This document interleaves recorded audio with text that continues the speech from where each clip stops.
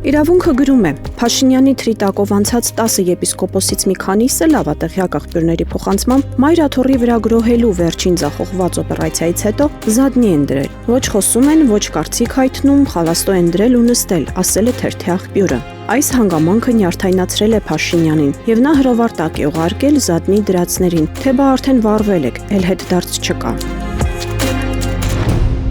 Հրապարակը գրում է. Նիկոլ Փաշինյանը երեկ հայտարարեց, թե Գառնիում Սուրբ Աստվածածին եկեղեցի է գնալու։ Կոտայքի թեմի տիրադավ առաջնորդ Տեր Առաքել arczepiskopos Քարամյանի թեմում հերթական ներկայացումը տալու։ Սա նշանակում է, որ մի կողմից Փաշինյանին չի հաջողվում ընդլայնել համախոհների շրջանակը, նոր դավաճաններ պոկել եկեղեցուց, մյուս կողմից ակնհայտ է հասարակության մերժումն ու վրդովմունքը, իսկ տեռերով բերվող մարդկանց քանակը բավարար չէ, որ գոնե հոգեբանական հաղթանակ գրանցել։ Թերթին պատմել են, որ օրեր առաջ երբ լուր էր տարածվել, թե Էջմիածնի վրա են գրոհելու, Արմավիրի մարզպետարանում դժգոհություն էր բարձրացել։ Դեկտեմբերի 18-ին տաճարի վրա առաջին գրոհի կուրատորն Արմավիրի մարզպետն էր, որի վրա էր դրված մասսովկայի ապահովման հարցը։ Առաջին գրոհի օրը աշխատանքը չկորցնելու վախից դրդված գնացել են Մայր աթոռ ու տեսել, որ իրենց ընտանիքի անդամները, իրենց որոշ ընկերներ բարիկադի մյուս կողմում են, եկել են կաթողիկոսին պաշտպանելու, եւ ծանր միջադեպեր ու խոսակցություններ են եղել։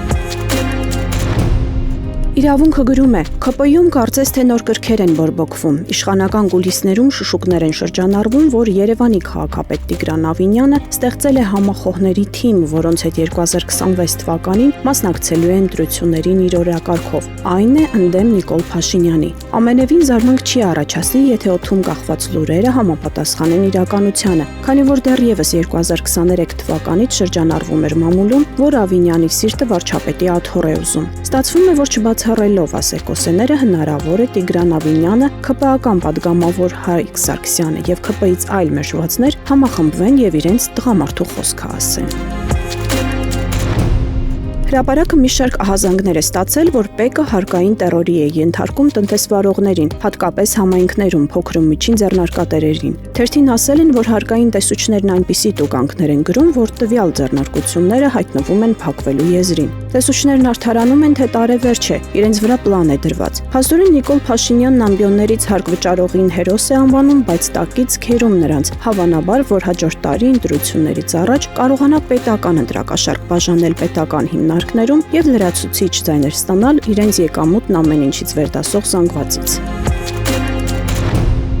Ժողովուրդը գրում է. խորհրդային տարիներից սկսված եւ 2 տարի առաջ մեծ խոստումներով էր սկսված կապսի ջրամբարի շինարարությունը փաստացի ձախողման եզրին է։ Նիկոլ Փաշինյանի խոստումը չի կատարվել։ Այս պահին իրականացված է աշխատանքների ընդամենը 11-ից 15%-ը։ Այն դեպքում, երբ միջազգային մրցույթը շահած չինական Shanxi Construction Investment Group-ը պարտավոր էր առաջին փուլն ավարտել 34 ամսում, այսինքն 2026 թվականին։ Սակայն փաստացի արձանագրված է 270 օրվա կամ մոտ 9 ամսվա ուշացում, որը ըստ մասնագետների այլևս հնարավոր չէ լրացնել։